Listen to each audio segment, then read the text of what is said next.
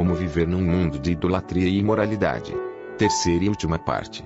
Comentário de Mari Persona.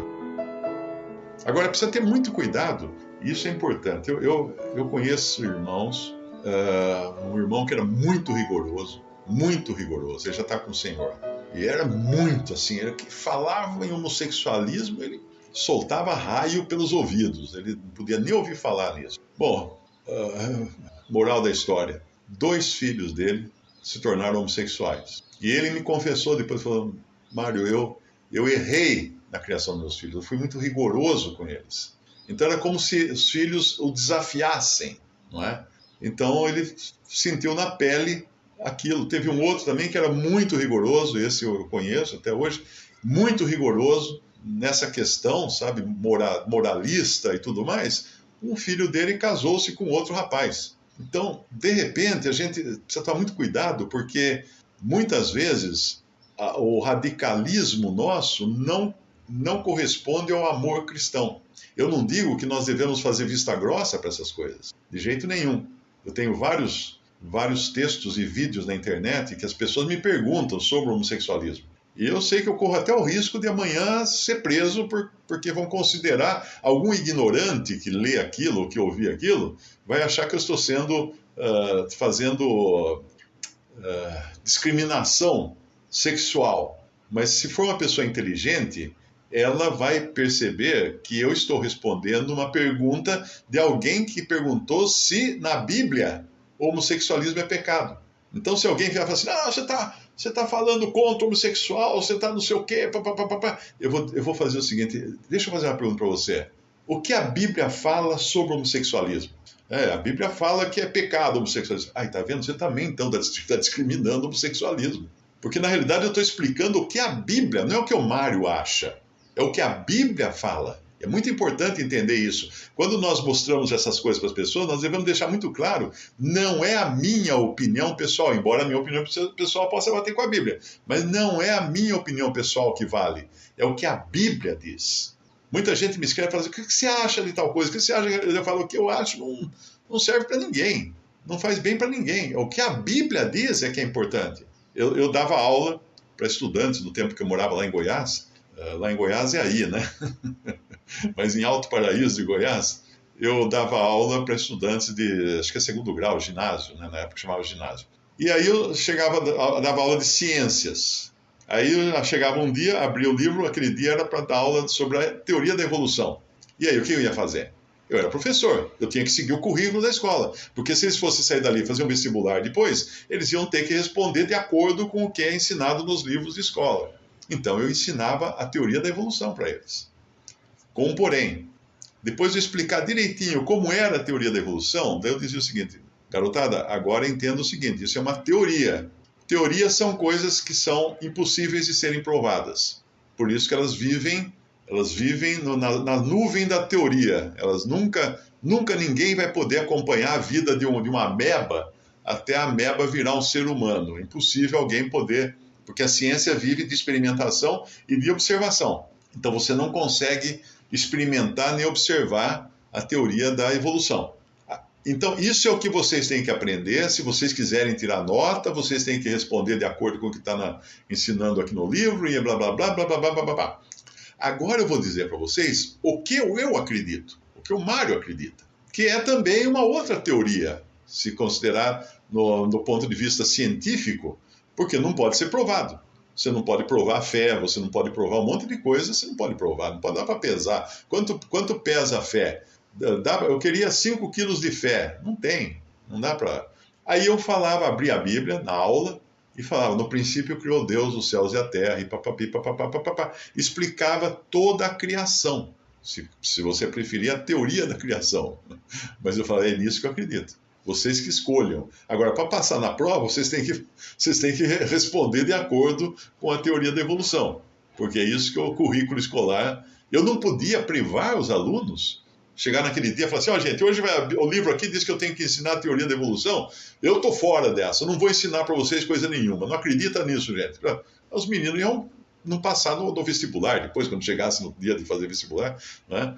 Então, toda profissão, você vai ter que traçar uma linha, mas com sabedoria, porque você vai ter que, às vezes, lidar com situações bastante complicadas, bastante difíceis. Por exemplo, eu não faço palestras, eu não atendo clientes com palestras, indústrias de bebidas, embora eu beba cerveja e vinho, porque não tem nada na Bíblia que condene o beber álcool. Tem na Bíblia que condena se embriagar de álcool. Não é?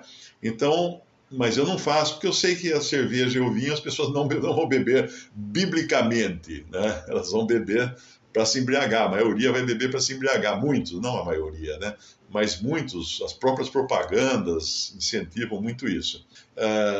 Então, não faço palestras para a indústria de bebida. Às vezes me convidam, me querem contratar. Não, vem fazer um treinamento aqui para os nossos vendedores. Tal. Eu falo, cara, não vai dar, porque eu tenho problema com isso. Eu conheço pessoas que sofrem com alcoolismo. Eu vi famílias despedaçadas com isso. Então, eu não tenho boa consciência para fazer isso. Mesma coisa cigarro, indústria do tabaco. Eu não faço palestra para a indústria do tabaco. Tem umas duas grandes indústrias já me convidaram mais de uma vez, e eu explico, falo assim, ó, não posso, porque se eu for falar para os seus vendedores como vender mais cigarro, eles vão vender menos, porque eu vou estar na minha cara, vai estar escrito que eu não concordo com aquilo lá. Então, porque eu sei de pessoas que morreram de câncer, pessoas que tiveram uma série de problemas, morreram cedo e tal. Então, não tenho consciência para fazer isso. Não faço palestras para a indústria de armas e munições. Aquela CBC, que é uma fábrica de cartuchos, né? Já veio 2 ou 3 vezes atrás de mim para fazer treinamento para os vendedores de cartuchos e balas e munições. Eu digo o seguinte, olha, eu sei que tem que ter munições, porque você tem que ter o exército, você tem que ter a polícia, e eles não podem dar tiro de espoleta, né? Eles não podem combater bandido com estilingue. Então tem que ter, tem que existir. Eu sei que tem que existir armas também, né? Veio uma fabricante de armas uma vez. Aí eu indico colegas, palestrantes, né? Mas eu falei, eu sei, mas eu não tenho cabeça para incentivar, para motivar os seus vendedores a venderem mais, porque eu tenho pavor de armas. Eu tive que matar um cachorro uma vez com um tiro, que ele foi mordido por um cachorro louco, eu fiquei assim, estragadíssimo. Fiquei estragado com aquilo, porque eu tenho pavor de uma arma. Eu pego uma arma na mão, como na época eu peguei esse revólver, estava eu e meu pai, né? Eu tinha que matar 2 cachorros, tive que matar, porque os 2 tinham sido mordidos por um cachorro louco, e eu não queria deixar eles ali com o risco, né? A pessoa fala, mas deixa em quarentena, quarentena, ele foge da quarentena, morre uma criança, e aí, eu vou carregar essa criança no remorso o resto da vida? Não, já liquida, eu mato galinha para comer, não mato? Então, cachorro mordido de cachorro louco também. Mas na hora que eu peguei esse revólver, que meu pai tinha um revólver, dei um tiro num cachorro, ele veio todo para trás de mim, assim, todo contente, balançando o rabo, eu tive que dar um tiro no cachorro, é a coisa mais triste do mundo. Aí o outro também deu um tiro no outro. Aí na minha cabeça veio o seguinte pensamento, e se agora dá um tilt no meu cérebro, eu aponto essa arma e mato meu pai? Olha o pensamento que veio na minha cabeça naquela hora. Aí na mesma hora, eu já soltei de lado o revólver, assim, não quero nem ficar perto de um trem desse. De jeito nenhum, porque vai que dá um vento, né? Aquelas coisas que os supersticiosos falam assim, vem um anjo e sopra no seu ouvido para você fazer isso. Você vai falar isso para o juiz depois? Não, vem um anjo soprou no meu ouvido. Não funciona assim. Mas eu penso assim, eu não tenho tranquilidade para fazer isso. Então, esses segmentos, eu não faço palestra, porque eu teria que me envolver com algo que é contrário à minha consciência. Isso é verdade. Agora, tem mais um segmento que eu não faço palestras também. Não só não vou pregar em igrejas, sou convidado, muitas vezes mandam pedindo proposta, quanto eu cobro de cachê para pregar na igreja e tal. Eu respondo educadamente que eu não faço isso, tal, porque não faço. Mas, às vezes, palestras. E às vezes é palestra que não tem nada a ver com religião. Né? Vem lá uma editora católica que quer treinar os seus funcionários, vendas ou qualquer coisa. Eu respondo, falo assim, eu não sinto muito, mas eu não posso. Não posso por questão de consciência. Nos Estados Unidos tem inclusive isso para servir o exército. Nos Estados Unidos você pode recusar servir o exército por questão de consciência. Aí eles colocam você para fazer trabalhos burocráticos ou de auxílio à comunidade, coisa assim. Eu sei que tem algumas religiões que até conseguem na justiça, né? Eu acho que Testemunho de Jeová, adventistas também conseguem. Tem até um filme muito interessante de um soldado americano que ele era adventista, eu acho, e ele não pegava em arma. Então ele vai para a guerra, porque não deixam ele de sem mandar ele para a guerra, e ele vai desarmado para a guerra. E ele salva um monte de outros soldados, a história é verdadeira, desarmado. Desarmado, ele corria no meio das balas para catar o soldado que tinha sido atingido, ferido, e arrastar para um lugar seguro, né? Então, eu, por consciência, eu não atendo vários desses segmentos. Então, a mesma coisa, qualquer cristão, ele deve sim se empenhar em ter luz no seu lar. Ele não pode querer fazer que o mundo fique o lugar onde ele trabalha vai ter luz. Não, ele é a luz no lugar onde ele trabalha. E se ele é luz no lugar que ele trabalha, ele vai influenciar. As empresas onde eu trabalhei, a maior parte da vida eu trabalhei por conta própria, mas nas empresas que eu trabalhei como professor, trabalhei como num banco, num grande banco, trabalhei na Companhia do Metrô de São Paulo. O primeiro dia de emprego, eu chegava, punha a pasta na mesa, abria a minha pasta, tirava uma Bíblia e punha em cima da mesa. Porque o primeiro dia de emprego de alguém é o dia em que todos os outros funcionários estão observando. Está todo mundo curioso, quem é esse que foi contratado? Então, a primeira coisa, eu fazia o meu espetáculo, né? Abria a pasta, tirava a Bíblia e punha em cima da minha mesa, da escrivaninha. Aí tirava outras coisas, eu guardava as coisas na gaveta e tal. Por último, eu guardava a Bíblia na gaveta. Ali já mandei a mensagem.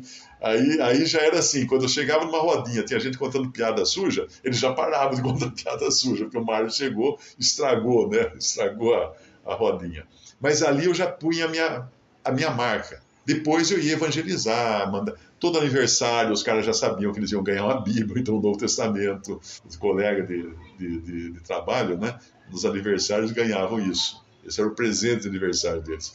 Então tudo isso são maneiras de você se comportar no mundo para deixar um bom testemunho e, ao mesmo tempo, se blindar. Porque se você chegar no seu trabalho e já começar a meter a boca no homossexualismo, você acha que alguém vai escutar o evangelho de você? Não, não.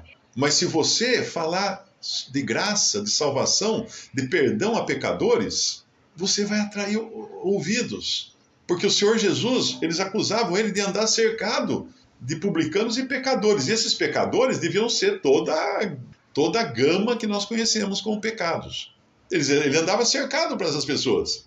Ele era identificado como andando com pecadores e prostitutas e publicanos. A identidade dele aos olhos do mundo era essa. É que nem você andar na rua e cheio de homossexuais do seu lado, prostitutas, tudo, você andando na rua.